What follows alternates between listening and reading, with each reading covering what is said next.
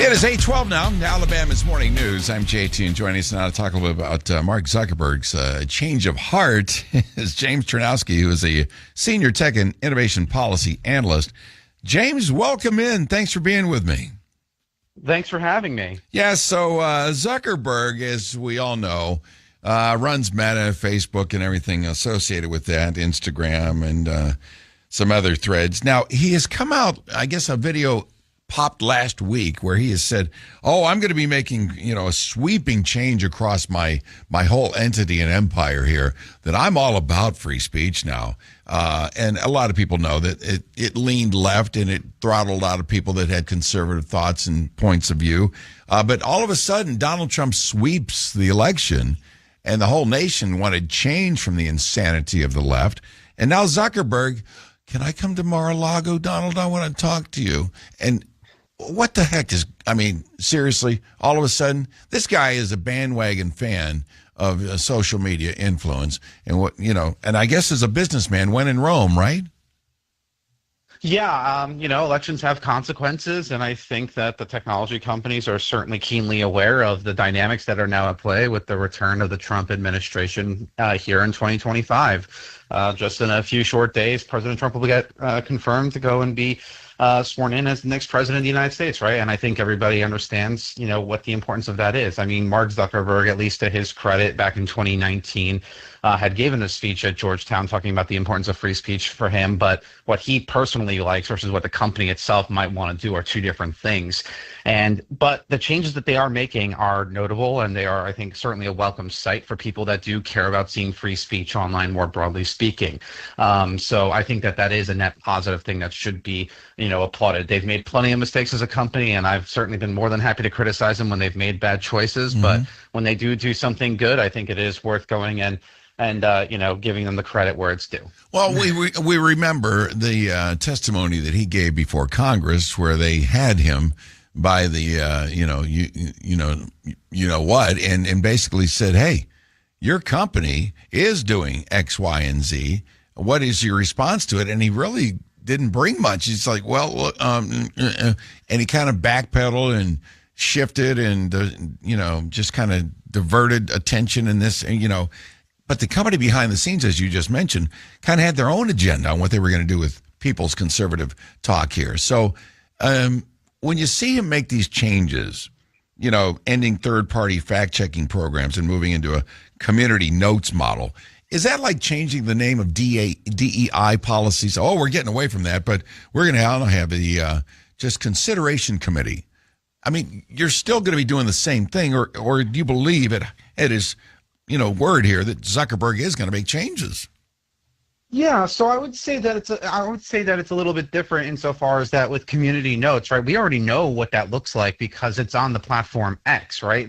The nice thing about it is that relative to third-party fact checkers, community notes are I think a preferred method because it's a lot less likely to have that kind of skew that you were just talking about there, right? Like the beauty of community notes on X is that literally nobody is above a community note, including the White House's own Twitter account, right? So I think that seeing something like that get more broadly adopted is helpful, if for no other reason than people, kind of seeing that there's not necessarily the same kind of targeting that you might have seen, let's say, to conservative content over the years past with fact checkers, where it was the infamous missing context or something else that was getting applied, right? So community notes, I think, is a little bit better of a format because it empowers users to go and add on that necessary context. It also goes and tones down some of the heat of the rhetoric, more broadly speaking, and has people be a little bit less polarized because now they're engaging one layer further with the content that they're consuming, right? So there are actually some good benefits to having a community notes format as opposed to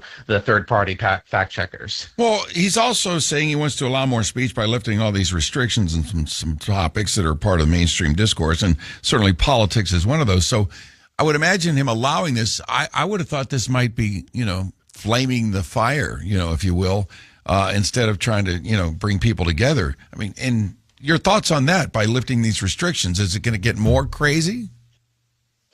In some respects, no, I don't think so. I mean, it depends on who you're asking, like anything else. I mean, so in one respect, he goes and announces that he's going to go and lift the restrictions on topics of popular discourse. So that's something that let's say in trans issues, for example, where men competing in women's sports has been a hot topic for many on the right now for the last couple of years. While the right's going to go and cheerlead for that. The left is certainly very upset about that development because they think that that's anti-trans kind of commentary, so it's not welcome. So we've kind of seen the left, unsurprisingly, be very upset with the developments from Meta here, unsurprisingly. But I think on balance, it still is a net positive thing because simply because you don't like it doesn't mean that you should be muzzling it, right?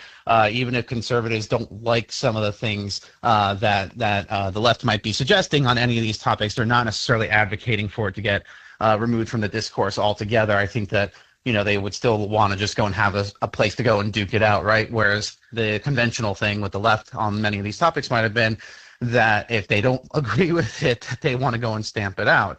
I do think that still it's a net positive. Anything being done from the Zuckerberg office that is going to help protect children and people that are of greater influence than others on the, I guess, the ugliness of the World Wide Web out there? Yeah, I mean, Meta has had different tools for parents when it comes to their children's accounts. I know that they recently within the last year or so, I think, rolled out some new features with respect to having like Instagram teen accounts for anybody that was like a known teen to go and put some certain added filters and protections on those accounts from getting messages from unwanted individuals, some predators or et cetera, what have you. So there certainly have been things that Meta has done to try to go and improve the kids' safety front as a company, but at the end of the day, nothing quite goes and beats what a parent can go and do in terms of putting limitations on the apps that their children's phones can download and putting on certain other kinds of limitations through their internet that's at their house in and of itself too, right? So I think that this isn't really just on the company to go and tackle. This is a whole society issue. The company has its part to play, but parents also have a role to play too. I really wish some of these platforms would stop thinking they're in my brain. If I mention flooring and my wife want to redecorate the, kitchen, all of a sudden I got 20 flooring ads coming at my Facebook page. Stop it. Get out of my head like this. I mean, anything being done in that arena? Yeah, I think it's just something that's going to continue to evolve and get better, especially now in the age of AI, like where companies are investing in that technology further. It's with the intention, I think, of having a better understanding of everybody, so that way you can have a more personalized ad experience. Admittedly, they are certainly very bad about going in and just swarming you with one of the same kind of ad topics. But, I think that's still better than the traditional ads that you might have gotten, let's say, on TV, where it's like you're going to get slammed with everything from medical commercials to, tire commercials to whatever, right? And maybe one out of those 20 ads you might have seen over the course of a football game might have been relevant to you.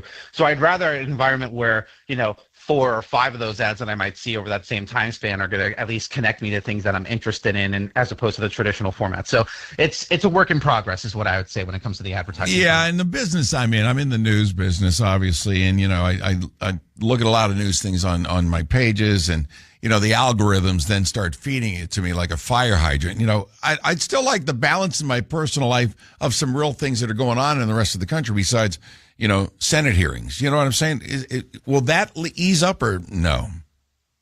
Well, that was one of the changes that they were going and they had as a part of their announcements, right? Was like political content had been something that had been downgraded on the platforms over the last several years because after 2016, that was their perception of what people wanted, right? So now they're going to actually be reintegrating political content back into the news feeds as part of like the content that they might promote to you algorithmically. So if anything, you might go and see some more of that, but it also might be from people that you want to go and be hearing from, right? So I know Ben Shapiro talked about this extensively on his show about how his page had like a 90% reduction impact as a result of that change in policy alone back in the day. So like now I think that somebody like him, as well as yourself with your show, is certainly going to go and benefit from that kind of a change. But by extension, I think that that's more of a reflection of what people choose to go and consume in terms of like what the algorithm is going to go and continue to feed you to. So there are, I think, things that we can do on our end from a user experience to try to go and tailor our experiences online to be a little bit better than just having to go and feed us the worst of the world out there with political content or something else. Right. I got to start looking up more things to do at the Virgin Islands, and when I'm at the beach. Yeah, exactly. And, look for those vacations and good travel destinations. Give me some balance, please. All right, James, thank you so much, buddy. I appreciate you. James Czerniawski, good insight there. I like that. Senior Tech and Innovation Policy Analyst. Smart guy, too.